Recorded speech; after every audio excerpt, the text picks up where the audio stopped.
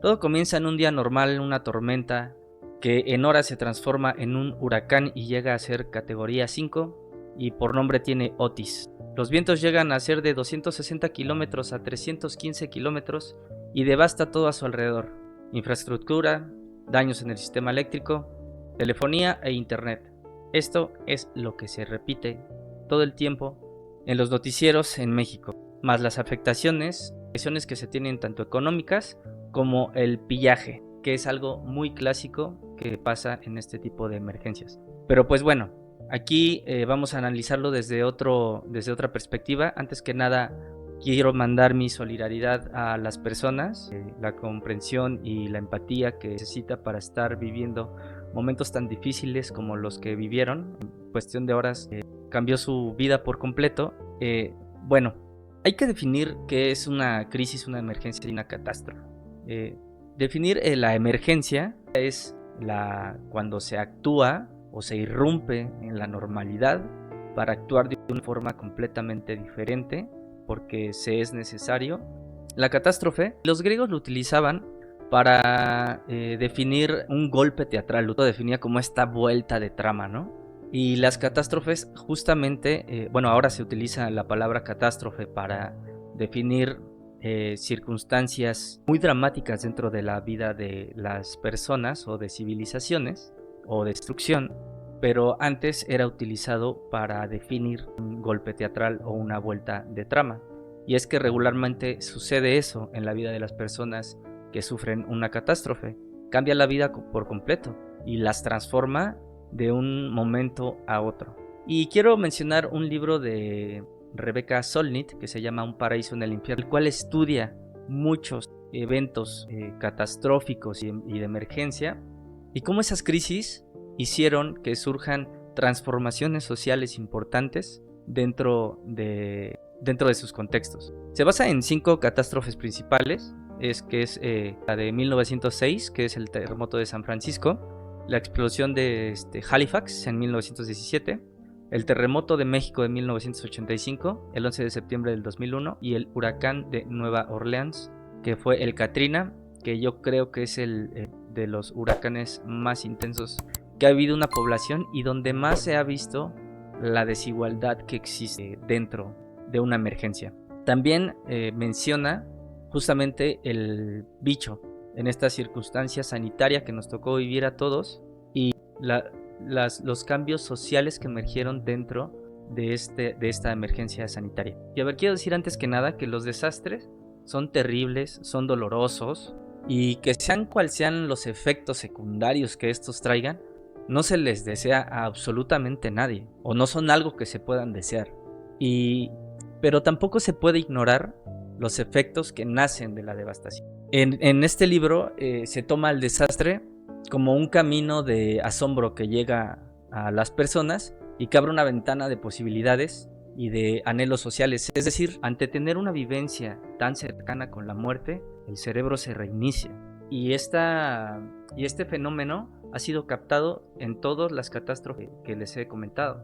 Lo importante esto es que observamos con más lucidez en dónde estamos insertos, porque hasta ese momento, ¿qué vida teníamos? Cuando estaba el coronavirus, no estaba de acuerdo con muchas circunstancias de las que sucedían, ¿no? Particularmente con circunstancias laborales que la mayoría de nosotros padecemos. Las personas están enfermando de estrés laboral, de ansiedad, de pánico, de depresión, porque no hay un futuro en el que nosotros nos sintamos a gusto o en el que nosotros nos veamos cómodos, sino que por el contrario existen agotamiento, burnout y un montón de circunstancias que estábamos viviendo que hasta ese punto decían que no se podían, ¿no? El trabajo desde casa, la cooperación el alza, por ejemplo, el avance de la tecnología en eso fue una cosa que no hubiera sucedido si no hubiera sido por el bicho. Y pues es eso, dentro de estos momentos existen posibilidades y cambios y cosas transformadoras y hay que tomar bastante en serio porque regularmente lo que se hace y lo primero que se hace, y eso también coincide en todas, en la investigación que hace esta chica, que lo primero que intentan las élites pasar es a que la gente corriente se va a comportar de una manera reprobable, y siempre hablan del saqueo y del pánico en lugar de cuidar a la población, ¿no? Anteponen el orden, entre comillas, a la comunidad y a las vidas humanas. Y a veces por ese tipo de cosas se dan órdenes que en otros momentos no se podrían dar. En Katrina pone un ejemplo de cómo las personas fueron sitiadas dentro del huracán y muchas fueron asesinadas. Se dio la orden de disparar contra personas. A los afroamericanos se les denominó como una raza peligrosa, y ese acto racial hizo que personas dispararan que soldados dispararan contra civiles, y las otras personas que estaban dentro del huracán, a pesar de que también eran víctimas, todos eran víctimas, tenían esta idea y compraron esa idea de que el otro era peligroso.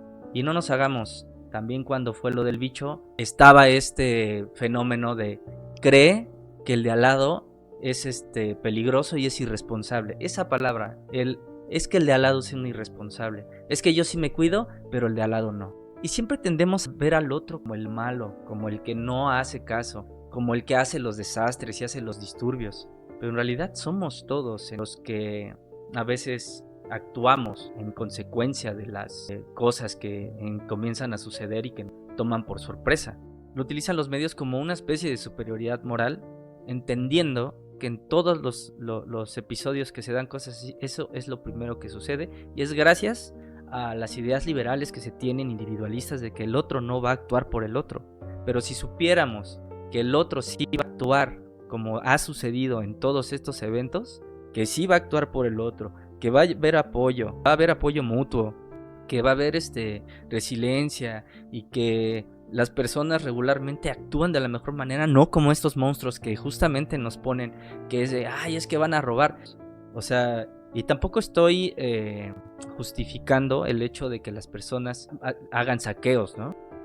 Sino que es algo que responde, las personas responden así a estos eventos, y es que tienen miedo a quedarse solos, porque la idea que se tiene es que uno mismo tiene que salir por sus propios méritos. Y las circunstancias que han habido históricas de estos hechos han demostrado, y ahorita les voy a poner varios ejemplos, que las personas regularmente cambian sus prioridades y unen sus fuerzas y se organizan para salir adelante en todos esos eventos. Así es como las actividades de cohesión social se hacen en Acapulco, pues saqueamos.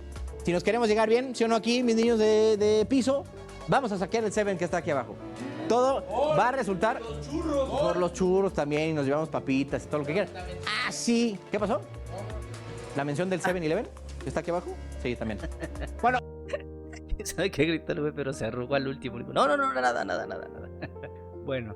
Ante este clima de inseguridad que se vive en el puerto de Acapulco, pues afectado por el huracán Otis, ayer hicimos un recorrido, Ciro, Manuela, por colonias populares, en donde pudimos grabar que vecinos pues se han dado la tarea de montar barricadas, encienden fogatas y colocan antorchas en las calles aledañas a sus domicilios, esto para defenderse del robo, de los asaltos, de la rapiña. Y es que como estas personas que han saqueado todo tipo de comercio, pues ya literalmente han acabado con todo, ahora van por los domicilios. Vamos a observar a Ciro estas imágenes que captamos junto con nuestros compañeros a Miguel Ángel Brígido y Cristian Ramírez. Ayer por la noche se trata de la colonia popular, justamente muy cerca del Parque Papagayo, en donde pues por supuesto está en penumbras. Ahí por lo menos de acuerdo a lo que ha dicho la Comisión Federal de Electricidad, pues no ha llegado la energía eléctrica. Es verdaderamente pues una boca de lobo ingresar a estas colonias populares. Es la colonia Hogar Moderno en la avenida Pie de la... Pues uno está acostumbrado a ver estas... Uno que es chaborolo. Esto es lo que es chaborolo. A ver, Enrique, ¿por ahí andas ya?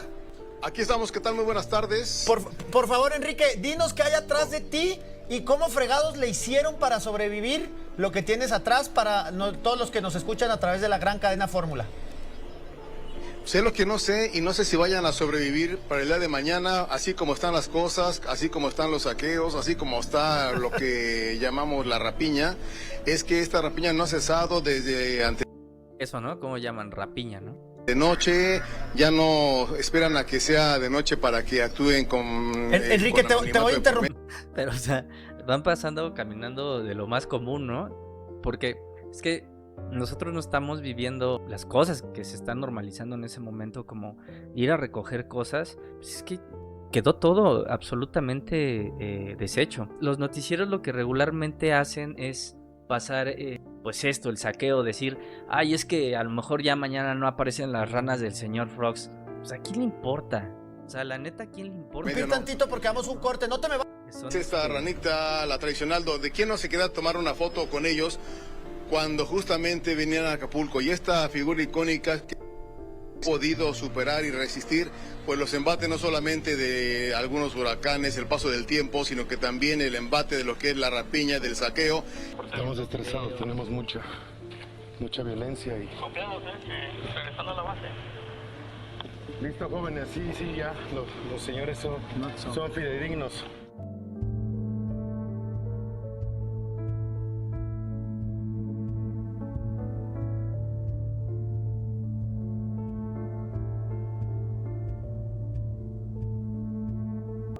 Bueno, ¿y por qué es importante platicar de esto? Que esto va a ir ahorita en aumento. O sea, desde hace años hemos visto un aumento en las catástrofes y en que el clima cada vez es más fuerte, más duro.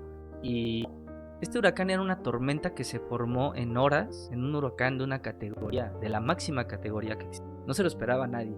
Y hay que entender cómo la gente reacciona ante este tipo de circunstancias en lugar de juzgarlas, ¿no? Si ya vimos y vivimos lo del COVID y vimos que podemos sobrevivir y que podemos, en ese momento, por ejemplo, la distancia, la sana distancia, ¿no? La ocupamos todos para poder existir y lo logramos como comunidad, es que podemos hacer muchas otras cosas. Y nos apoyamos en los avances tecnológicos y en el apoyo mutuo para sobrevivir, pues nos alejamos cada vez de prejuicios racistas y de falacias de la naturaleza humana que plantean que vamos a actuar de una manera horrenda, ¿no? Entonces, pues por eso veo importante hacer este video, para enfocar, no enfocar como en el relato de la degradación y del saqueo, sino también en los elogios que se tienen en estos momentos de emergencia. En el huracán Katrina hubo personas que, tíos, vecinos, desconocidos, embarcaciones llegaban de Texas, muchas personas murieron, obviamente, en el lugar, en el momento en el que se dio la catástrofe, pero muchas otras personas más murieron gracias a las decisiones que tomaron con cierta parte de la población. Entonces, ahí es donde sí debemos enfocar la atención.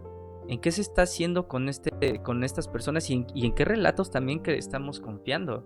Porque si nos vamos a confiar en los relatos de violencia, de que el otro va a robar las cosas, estas cosas que se dicen, es que no, te están robando y le están poniendo el parche de tal partido y todo ese tipo de cosas son cosas que se politizan y es realmente asqueroso que se hagan ese tipo de cosas en circunstancia de emergencia como en el Katrina. Se difundieron videos de cómo otros mataban a otras personas, violaciones, robos, asesinatos, y eso después lo mostraron a las personas y dijeron, no, pues es que parte de la población es súper peligrosa, y los vecinos en sí mismos creyeron que sus otros vecinos eran un peligro, ¿no? Y eso provocó un desastre más grande que el mismo huracán. Y las creencias, parece que no, pero las creencias que tenemos particularmente sobre cómo actuamos ante esas circunstancias importan un montón. Y para esto voy a poner un ejemplo que lo deja como súper claro, ¿no? En Chicago hubo olas de calor, ¿no? Y Eric Klinenberg hace un análisis de quiénes morían y por qué se morían. Comenta que los latinos de la población en ese momento representaban el 2% de los fallecidos y eran un porcentaje menos que la población blanca y afroamericana. Fíjense, es bastante interesante. Los afroamericanos de un barrio pobre tenían 10 veces más probabilidades de morir que los latinos de un barrio adyacente tan pobre como el anterior.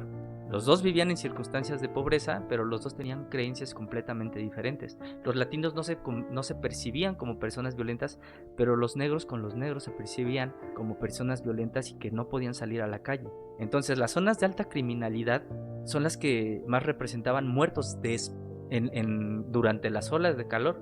Es decir, que los barrios más seguros donde las personas ayudaban a otras personas, incluso adultos mayores, a ir por las compras, se salvaban, porque salían de sus casas. Algo tan simple como eso, de que las personas tenían la facilidad de salir de sus casas, ayudaba a que no se quedaran dentro de las casas y no murieran dentro de sus casas, porque el calor era más extremo dentro de las casas. Y aunque fuera insoportable, pesaba más la idea de que era peligroso afuera y no salían y se morían adentro de sus casas. O sea, si pensamos que las ideas y la cuestión de creencia que tenemos sobre la realidad no genera cambios en esta misma realidad, estamos perdidos, ¿eh? O sea, hay que ver los ejemplos y no nada más ver las noticias y los ejemplos que nos ponen. ¿Qué no se acuerdan que estos mismos güeyes fueron los que hicieron el desmadrito de esta Frida Sofía? Que fue una niña y que aprovecharon el terremoto del 2017 para crear una telenovela de una niña que estaba en las ruinas de uno de los edificios y crearon toda una historia ahí para tipo como lo que suelen hacer, como las del Teletón y todas estas cosas que sacan a personas que están sufriendo, que las utilizan por su carga emocional y que distraen a la opinión pública de lo verdaderamente importante, ¿no? No sé, o sea, hay muchas cosas dentro de la discusión actual que tendrían que dejarse de lado y pasar a actuar, que las personas que están ahí seguramente lo están haciendo. La pandemia, como que todo se puso en pausa, si lo recordamos, habían cosas que se creían impensables de hacer, como el trabajo remoto, que las personas pudieran estar, que las personas pudieran dejar de salir, por ejemplo. Y en ese momento hay momentos como de cierto stop, ¿no? Como de cierta pausa en la realidad. Y ahí es cuando uno se pregunta, ¿cómo estaba mi vida antes de esto? ¿Y cómo quiero que esté después de esto? Yo bromeaba mucho con una frase que ya devuélvanme mi vida de mierda, que vi en un meme, ¿no? Y la verdad es que sí se tenían condiciones, o muchos viven condiciones súper complicadas antes de estar en esas circunstancias, y cuando llegan esas circunstancias lo que hacen nada más es que emergen los problemas que ya existían, pero potencializados, ¿no? Al estudiar los desastres se hace evidente que hay naturalezas múltiples, no existe solamente una naturaleza, ¿no? Y es contingente, pero en general es cooperativo. Y el cine de catástrofes y los medios de comunicación han explotado la crisis y la supuesta naturaleza humana de esta idea del lobo es el lobo del hombre. Y tenemos que ver otra vez, repito, que lo que creemos importa. Y la imagen que tenemos de nosotros mismos es una imagen que nos enseñan los medios y las élites. Y eso puede provocar una segunda ola como ocurrió en Katrina, como los soldados que estaban matando a la población, que hace poquito fueron incluso enjuiciados, ¿no? Hago un paréntesis para mencionar algo que me pareció bastante interesante, y menciona por qué han fracasado muchos de los modelos socialistas y comunistas que han existido. Y porque el libro es muy utópico, ¿no? Y dice, la utopía busca cambiar la naturaleza humana y es más personal, y a todos llevan una directriz distinta. En cambio, la emergencia te avienta a un lugar donde se carece de todo menos de sentido. Un lugar donde no está maniatado a ningún poder, pero con la suficiente vulnerabilidad para tener compasión y amor por el otro. No hay lugar para preguntarse qué es viable y qué no. Se existe en medio de una transformación. En la utopía del desastre, nadie quiere pertenecer a un partido, o una guerrilla, o un comité. Justamente las personas que están ubicadas en las catástrofes no es que tengan ni ideas radicales, ni revolucionarias, ni son personas que quieren cambios sociales profundos, ¿no? Simple y sencillamente se ven inmersos en una circunstancia en la que no pensaban estar. Y en el libro menciona el terremoto del 85. Y se hace bastante interesante el análisis que hace, porque plantea que el terremoto del 85 fue una punta de lanza para que el poder político que había en ese momento perdiera poder hasta la fecha. Y es porque las decisiones que tomaron fueron cada vez las más incorrectas, y las personas que tenían poder económico y empresas también reaccionaron de la peor manera y se dieron cambios sociales importantes. También. O sea, vean esto. En la colonia del Valle se reporta a la Universidad Latinoamericana que todos están bien. Del edificio Nuevo León de Tlatelolco piden informes. Lo que le puedo informar es que el edificio está dañado. Destruido estaba, ¿no? El edificio está dañado, no se ha derrumbado, no se ha venido abajo del todo, pero el edificio Nuevo León de Tlatelolco está sumamente dañado. En la unidad habitacional Santa Fe no se reportan daños. La Universidad del Valle de México está bien, está dañada, pero no está bien del todo. ¿El teléfono? ¿El teléfono este o el otro? En la colonia Puente Colorado, en la delegación Álvaro Obregón, se reporta que No ha todos cambiado se nada ese encuentran güey. bien. En la colonia Bosques de los Remedios, en la delegación de Naucalpan, también todos Ah, no, sí, se tenían que encuentran bien. Lo envidia. El edificio de la tesorería, le repito, sí está dañado. Pues en la colonia Roma y centro de la capital está considerado zona de desastre, igual en la colonia Juárez, donde varios edificios están derrumbados. Por eso. No se puede afirmar todavía del número de muertos. Hay muchas construcciones dañadas. En cuanto tengas más información, te agradeceré que me la des. ¿Estamos al aire? Estábamos, sí.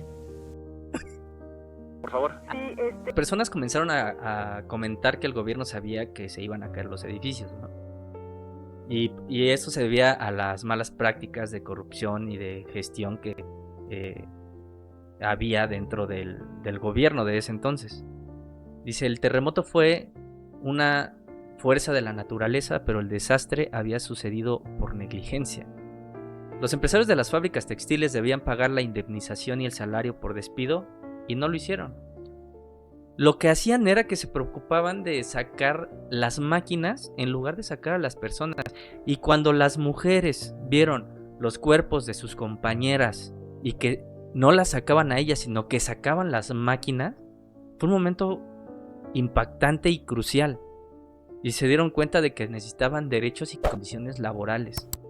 Y se organizaron y formaron el primer sindicato independiente regido por mujeres en la historia reciente de México. Menciona a una persona que es de apellido Hernández, que es una chica. Dice, antes del terremoto yo pensaba que todo era de color de rosa y que todas éramos iguales, y no era así. Carecíamos de derechos laborales y de explotación por mano de obra a bajo costo. Y desde ese momento no vi nada igual. En ese momento estaba gobernando Miguel de la Madrid. Y desapareció cuando fue el terremoto. Y no dio la cara hasta el otro día. Y proponía medidas y soluciones macroeconómicas para sostener. En esos momentos estaban apenas dándose los tratados de libre comercio. Y planteaba que la macroeconomía era la que iba a salvar. Y en lugar de ayudar a las víctimas, se preocupaba por el desarrollo económico. Algo que también se vio cuando fue lo del bicho. Que decían, es que más vale unos cuantos muertos que a que se vaya la chingada de la economía, ¿no? Los memes que existían del dinosaurio de, que está cayendo el meteorito y están así de, así voy a hacer posición de T-Rex. La economía. O sea, es que resulta ridículo. Y esta cosa la repetían constantemente las personas. Que es algo que me sorprendió. Personas que ni siquiera les había importado jamás esos temas mencionaban, no, es que si la economía todos nos vamos a chingar. Si la economía se va abajo, pues todo se va a venir abajo. O sea, en esos momentos, ¿qué es lo importante? Yo creo que las vidas son lo importante.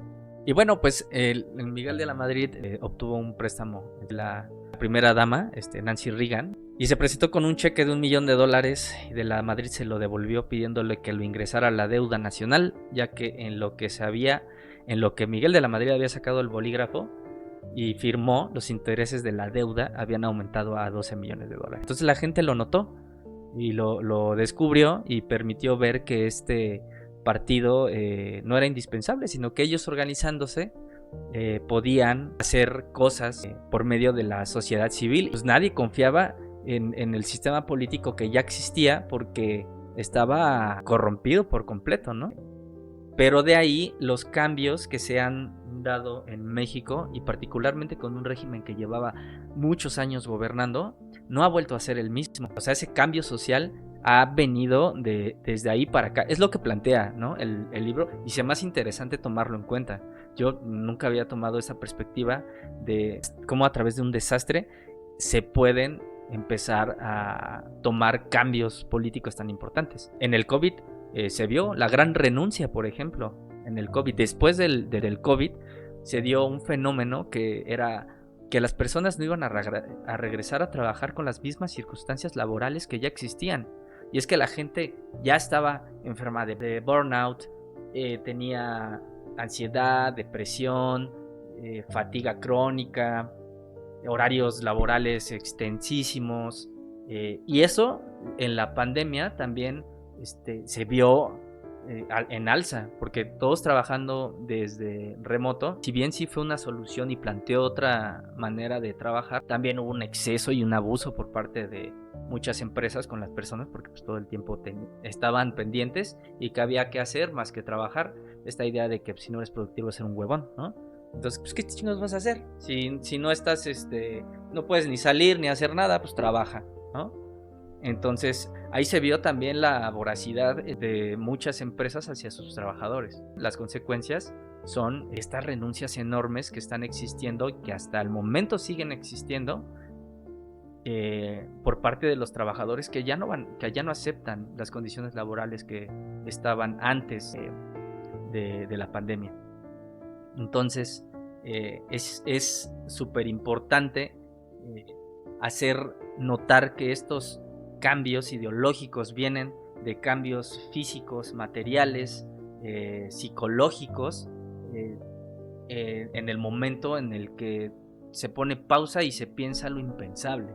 Las cosas que antes no se podían hacer con las catástrofes son viables. Incluso en el 85 también Monsiváis hace un escrito, y tiene un escrito de todo lo que sucedió y la transformación política que hubo a raíz del sismo del 85, y cómo eso se opuso enormemente en contra de los intereses de las personas que estaban gobernando en ese momento el país. Hay otro ejemplo en Nicaragua. Hubo un terremoto en Nicaragua en 1972, y este terremoto hizo que los sandinistas cogieran el poder, las calles, tumbaran a una dictadura, y fue a raíz de un terremoto, y fue por las decisiones de ese momento del dictador Anastasio Somoza, que hizo caso omiso de las personas y de los muertos que habían. Quedó una ciudad habitada de ruinas y habitada por inquilinos ilegales. Y duró así décadas, por lo que leí. Este señor estaba desde 1930 y esto pasó en 1972. Habían réplicas en ese momento del terremoto, y la gente tenía un miedo terrible y no se podía meter a sus casas.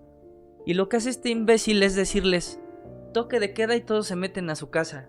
La gente se le hizo insoportable esa acción, porque era pensar en: nos están diciendo que nos metamos a nuestra casa para que nos muramos, ¿no? Porque era toque de queda y ley marcial.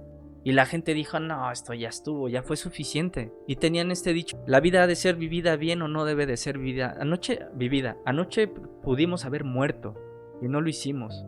Entonces, o vivimos bien o no vivimos. Esas cosas transformadoras que se dan en las catástrofes por la cercanía que se tiene con la muerte. Se voltea a ver el colectivo. La experiencia del desastre no es cuantificable con sismómetros o estas cosas que parecen de los números de fallecidos, cuántos edificios se cayeron.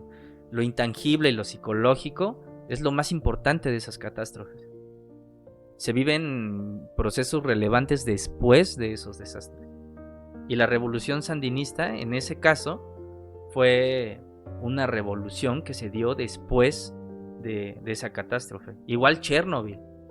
Chernobyl se ubica en la caída de la Unión Soviética, porque ese desastre se provocó por decisiones de ciertas personas que querían que a fuerza hubiera energía nuclear, y que escondieron de manera deliberada y súper irresponsable que las personas que estaban muy cerca iban a morir, y se murieron muchas personas, y fue terrible los rezagos que hubieron después de salud y de lo que hicieron pasar a la población. Eso incluso fue a nivel mundial, ¿no? Lo señaló con el dedo del escrutinio público Y fue de esa forma en la que comenzaron a perder muchísimo poder.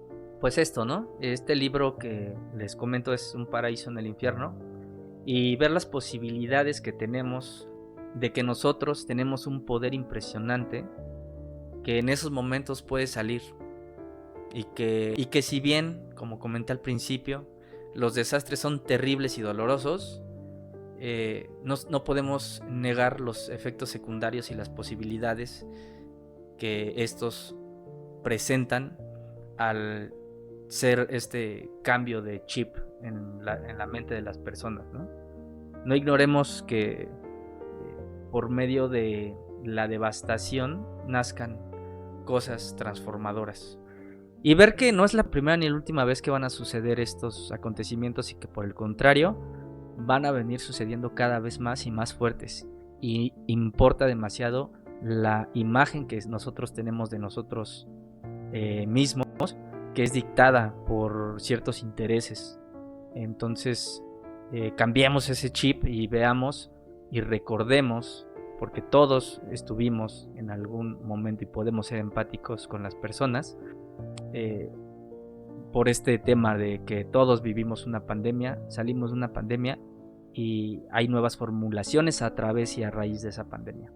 Entonces, pues no quitar el dedo del renglón, apoyar si se puede, si tienen la posibilidad de apoyar a las personas damnificadas y mandar un mensaje también a las personas de que es una posibilidad de cambio y de transformación. Y pues nada, también si les gustó háganme algún comentario para saber qué piensan de estos temas. Estos temas no son para convencer a alguien de algo, sino para dar solamente una perspectiva diferente de las cosas que se dicen en los medios. A mí me gusta mucho hacer ese ejercicio de siempre estar en el lado incómodo de la plática, y las preguntas en esos momentos pues causan un razonamiento crítico sobre las circunstancias y permiten que no nos dejemos guiar por repetir la mayoría de las cosas que se dicen en los medios. Sí, que ese es un poco lo que a mí me gusta promover, no las cosas que ya se dicen, sino pues ver que existen otras formas de pensar que a veces son duras, pero que están ahí, que existen y que hay personas que dedicaron su vida a entender estos procesos. Este fue un libro que encontré que se me hizo interesante, pero yo no sabía que existían teóricos del desastre y personas que hablan de estas cosas desde hace tiempo y que han dedicado su vida a entender los procesos después de estos fenómenos, bueno, en el momento y después, ¿no? Cuando logran transformar, cómo se logran transformar esas sociedades dentro de estos procesos. Bueno, y voy a mencionar algunos otros ejemplos, y uno es un clásico que es el apoyo mutuo, un factor de evolución, por Piotr Kropotkin, que es un teórico anarquista. Catastrophe and Social Change, por Samuel Henry Prince. El hombre en busca de sentido, por Viktor E. Frankl. Y entre eso pues hay muchas otras bibliografías que pueden echar un poco más de luz en cómo reaccionamos nosotros y qué posibilidades existen en estos momentos tan difíciles que llegan a derrumbar la vida de muchas personas, ¿no? Bueno, ahora sí, pues sin más que decirles, pues si te gustó, pues pedirles que se suscriban si quieren tener más información así. Si les gustó, denle manita arriba. Escríbanme. Si tienen algún tema del que quieren que hable, pues los leo. Y pues nada, esto fue todo. Nos vemos. Bye.